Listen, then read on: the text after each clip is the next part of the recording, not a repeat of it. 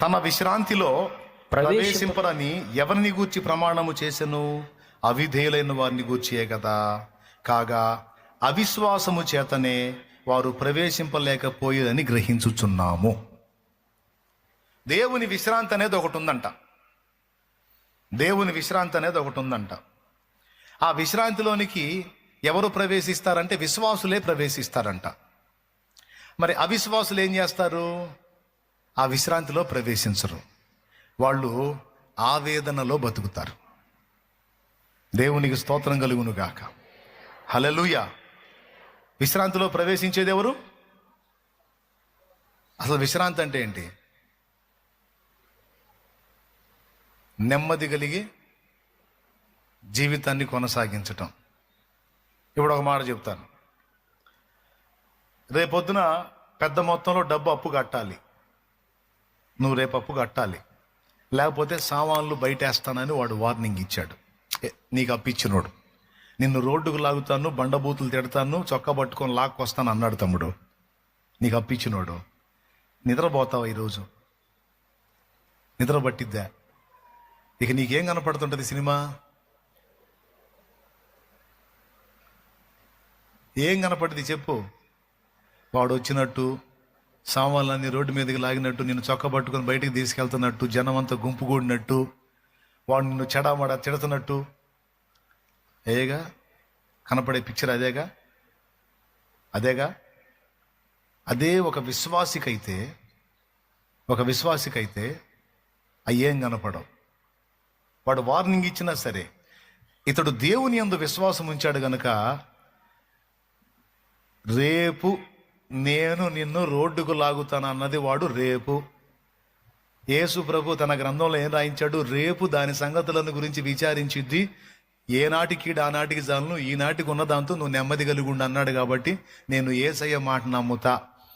ఈ రోజుకు నన్ను కాచుకున్న నా దేవుడు రేపు కూడా నన్ను కాయగల సమర్థుడు.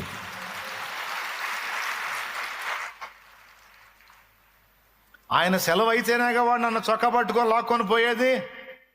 ఆయన సెలవు అయితేనేగా నా సామాన్లు వాడు ముట్టి బయట వేయగలిగేది. ఈ నైట్లో దేవుడు ఏమైనా చేయొచ్చు. స్తోత్రం, హల్లెలూయా. ఈ నైట్లో దేవుడు ఏమైనా చేయొచ్చు. కాబట్టి నేనెందుకు కంగారు పడాలి? అవిశ్వాసులు భయపడ్డట్టు నేనెందుకు భయపడాలి? నేను నమ్మిన వానిని, ఇదే పాట. ఇక రెండో పాటలు, సిగ్గుపడనిల్నడు. రేపు కాదు, సాయంత్రం దానికైనా సరే ఈ పూట విశ్రాంతిలోనే ఉంటారు విశ్వాసం గల్లవాళ్ళు. అదే అవిశ్వాసులు ఇక వాళ్ళు నిద్రపోరు, ఇంటి వాళ్ళు నిద్రపోనీరు. ఇక వాళ్ళు దిగులు పడతారు, ఇంటి మొత్తాన్ని దిగులు పెడతారు. అంతే. వాళ్ళు మనశ్శాంతి గుండ్రా ఇంటి మొత్తాన్ని ఏడిపిస్తుంటారు. ఇప్పుడు ఈ బాబతు మీలో చాలా మంది ఉన్నారు. అబద్ధాలు ఆడకుండా చెప్పండి, ఉన్నారా లేదా? రేపు సమస్య ఉంది అంటే ఈరోజు నిద్రపోతావా నువ్వు? దేవుడు అంటున్నాడు, నోరు మూసుకొని నిద్రపో అంటున్నాడు. ఎట్ట నిద్ర పట్టిద్ది ప్రభు అంటే, విశ్వాసం ఉంటే నిద్ర పట్టిద్ది, నువ్వు నిద్రపో అంటాడు. మర్యాదగా నిద్రపోకపోతే ఊరుకొని అంటాడు దేవుడు. ఇది ఎక్కడనే తండ్రి, రేపు వాడు ఏం దాడి చేస్తాడో నాకు టెన్షన్ పడుతుంటే నిద్రపోమంటే, నిద్రపోతేనే నువ్వు విశ్వాసివి. నా మీద నమ్మకం ఉందా? ఎందుకు లేదు, బోల్డ్ అంత ఉంది. ఉంటే ఇంక నోరు మూసుకొని నిద్రపో అంతే. నా మీద విశ్వాసం ఉందా? ఉంది తండ్రి. అట్లయితే ఏడుపు మొఖం తీసేసి నవ్వుతా ఉండు. నువ్వు వాడి ముందే నవ్వుతా తిరుగు బజార్లో. నేను అంతలో వార్నింగ్ ఇచ్చి నవ్వుతా ఎగిలించుకుంటా తిరుగుతున్నాడు ఏందని వాడికి మైండ్ పోవాలి. నువ్వు ఎందుకు నవ్వుతున్నావు? ఎందుకు ఎగిలిస్తున్నావు? నీకు తోడై ఉన్నవాడిని నువ్వు నమ్ము. ప్రార్థన చేయమంటారా? చెప్పమంటారా? నిజం చెప్పండి, ఎంతమందికి అర్థమవుతుంది? డౌట్ లేదుగా? వందనాలమ్మా. ఏం లేదు, నా ప్రయాస వృధా అయిద్దేమో, రేపు పగలన్న చూద్దామని.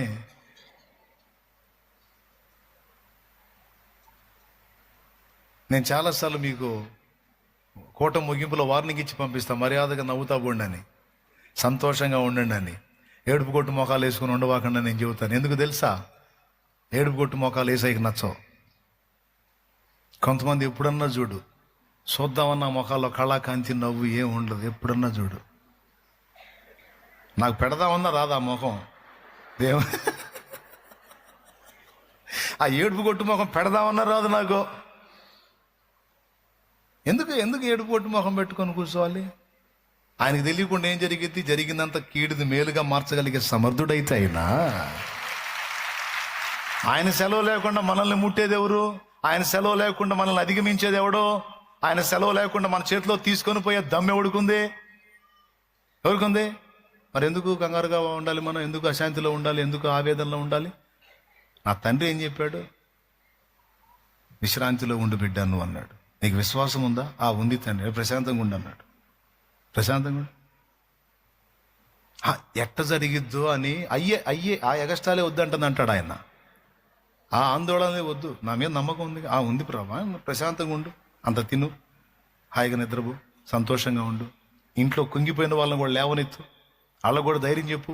నా తండ్రి ఉన్నాడు, ఆయనే చూసుకుంటాడని నా మీద భారమై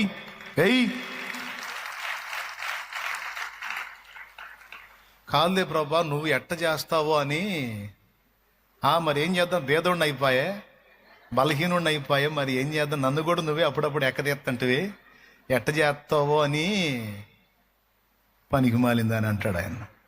పనికి మాలి ఎన్నిసార్లు చెప్పాలి? పనికి మాలింది ఆయన. ఆ ఏడుపు కొట్టు ముఖం తీసేసి నవ్వుతూ ఉండమని, సంతోషంగా ఉండమని. అవిశ్వాసులకు మనల్ని చూసినప్పుడు ఆశ్చర్యం కలగాలి. అరే ఇన్ని రకాల బాధలు ఉండి ఎంత బాగుంటున్నారు, ఎంత సంతోషంగా ఉంటారు, ఎట్లా ఇది? వాడే వచ్చి అడగాల, ఎట్లా ఇది అని. ఎట్లా ఇది అంటే నువ్వు కూడా నాతో పాటు అని చెప్పాలి మనం. ఎట్లా ఇదేందిరా బాబు? నేను నమ్మిన వాడు సర్వశక్తి గల దేవుడు, ఆయనే చెప్పాడు నాకు అసాధ్యమైనది ఏదీ లేదని. కాబట్టి ఆయనను బట్టి నాకు ఈ ధైర్యం ఉంది, నాకు ఈ విశ్రాంతి ఉంది. రైట్. నాలుగో మాట ఏంటి? నాలుగో మాట, విశ్వాసము గలవారే విశ్రాంతిలో ఉంటారు. ఏమండి, కొంతమంది ఈ పాట కూడా నవ్వుతా పాడాల్సిన పాట కూడా, వేదన లేదు అరే ఏడుతానే పాడుతున్నావు కదా, ఏం లేదని. ఇది ఎక్కడ దారుణం? వేదన లేదన్నప్పుడు ఎట్ట పాడాలి? వేదన లేదు, శోధన లేదు అని కదా పాడి. వేదన లేదు అరే వేదన పడతానే ఉన్నారు కదా, లేదని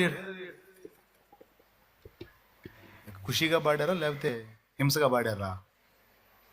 ఏమో ఎన్నెన్నో చెప్పు. కొంతమంది మాత్రం ఆ ఏడుపు కొట్టు పందాన్ని మార్చుకోరు. నవ్వుతా పాడాల్సింది కూడా ఏడుతా పాడతారు. విశ్రాంతిలో ఉండమని నా దేవుడు మాట్లాడాడు. నువ్వు విశ్రాంతిలో, ఆయనను బట్టి విశ్రాంతిలో ఉంటే ఆయన సంతోషిస్తాడు. నువ్వు హ్యాపీగా ఉంటే ఆయన హ్యాపీ. నువ్వు ఏడుపు కొట్టు మొహం వేసుకొని నువ్వు తడవకి ఇంత చీదేస్తా ఉంటే ఆయనకి సీతర పుట్టిద్ది.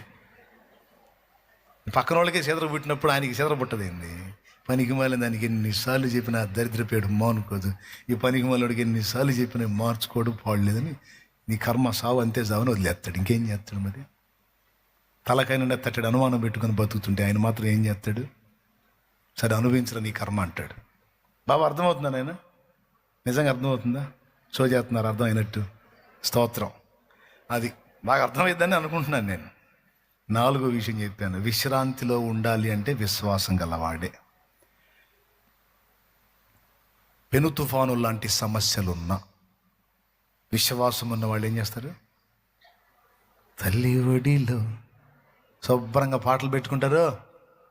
సంతోషమే సమాధానమే, సంతోషమే సమాధానమే, చెప్పనా సఖ్యమైన సంతోషం.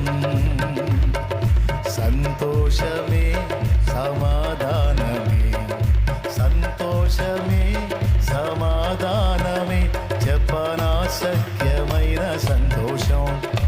స్తోత్రం. అవిశ్వాసులకు ఏడుపు కావాలి, పక్కన మన చుట్టూ ఉన్న అవిశ్వాసులకు ఆశ్చర్యం కలగాలి. ఎట్లా ఇది సాధ్యం? దేవుని బట్టి సాధ్యం. రైట్. ఆఖరిది చెప్తాను, ఆయన శక్తిని మనం నమ్మాలి. ఆయన శక్తిని మనం నమ్మాలి.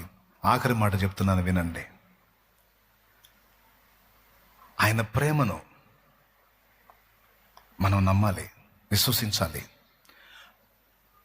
ఇది లాస్ట్ మాట, ఇక ముగిస్తా, మిమ్మల్ని ఎక్కువ ఇబ్బంది పెట్టను.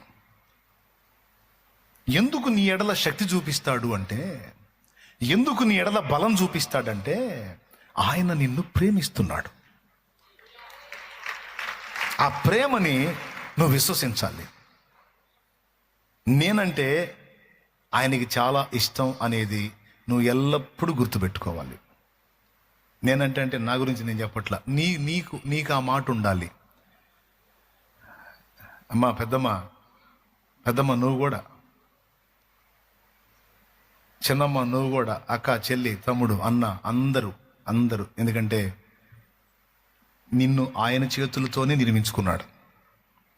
1,000,000 మంది మనుషులు ఉన్నా సరే, 1,000,001గా నువ్వు ఉన్నా సరే, ఆ 1,000,001గా ఉన్న నిన్ను కూడా ఆయనే నిర్మించుకున్నాడు.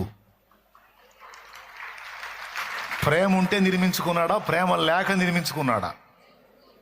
ఎంత ప్రేమిస్తే నీ కోసం ఎంత రిస్క్ చేసి నిన్ను సృష్టించి మీ అమ్మ కడుపులో వేసి నువ్వు పుట్టిన తర్వాత నీకు మేత రెడీ చేసి ఇన్ని సంవత్సరాలు ఎన్ని ఆపదలు వచ్చినా, ఎన్ని రోగాలు వచ్చినా, జ్వరాలు వచ్చినా, దగ్గులు వచ్చినా, తుమ్ములు వచ్చినా, ఒకటోళ్ళు వచ్చినా, ఎన్ని తెప్పలు వచ్చినా, అన్నిట్లో నుంచి నిన్ను కాపాడుకుంటా ఇన్ని రోజులు తీసుకొచ్చాడంటే, ఎన్ని రకాలుగా నిన్ను సేవ్ చేశాడంటే ఎంత ఇంట్రెస్ట్ ఉండదు నీ మీద ఒక్కసారి ఊహించు.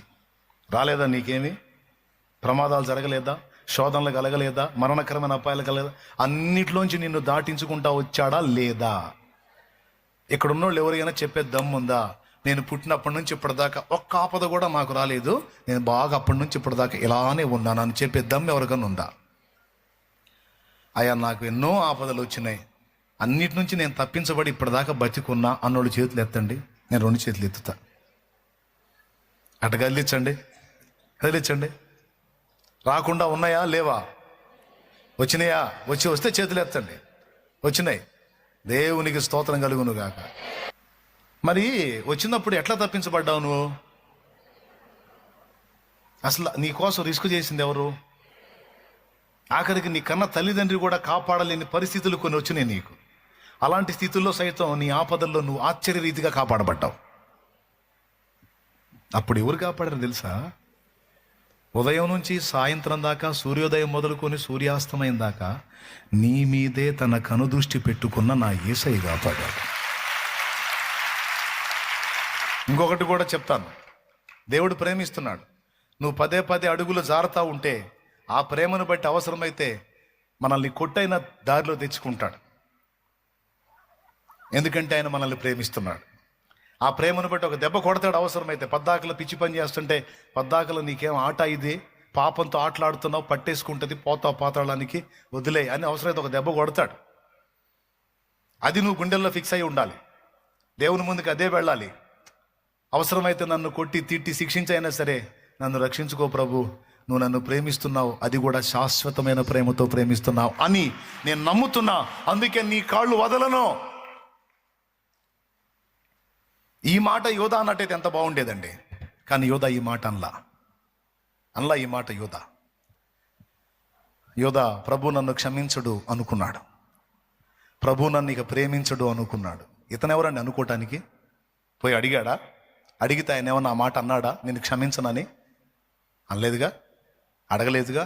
కొంతమంది అడగకుండానే డిసైడ్ చేసుకుంటారు, నేను పనికిరాను, నేను తగను, నేను యోగ్యుని కాదు, యోగ్యురాలని కాదు, నాకు రాబుద్ధి కావట్లేదు, దేవుని దగ్గర నేను పనికిరాను, ఇట్లాంటి పనికిమాలిన మాటలు మాట్లాడతారు. ఎవడు రావద్దన్నాడు? రా, మారు మనసు పొందు, సరిదిద్దుకో, మళ్ళా యుద్ధం మొదలుపెట్టు. ఇంతకుముందు ఓడిపోయావేమో, శత్రువు కొంచెం గెలిచాడేమో, ఈసారి నువ్వు గెలుస్తావు. నీకు ఆ గెలిపిస్తాడు దేవుడు అని ఎందుకు అనుకో. అందుకే అందరికీ ప్రేమతో చెప్తున్నా, ఈ విషయాలు మర్చిపోతే యోధాలాగా నరకానికి పోయే అవకాశం ఉంటుంది. దేవుని ప్రేమను శంకించకూడదు. మన ప్రేమలో మార్పులు ఉంటాయేమో, ఆయన ప్రేమలో మార్పు లేదు. ఆయన మారనివాడు. ఆయన నిన్ను అర్థం చేసుకోగలడు, నన్ను అర్థం చేసుకోగలడు, మనల్ని ప్రేమిస్తున్నాడు. నమ్మదగిన దేవుడు.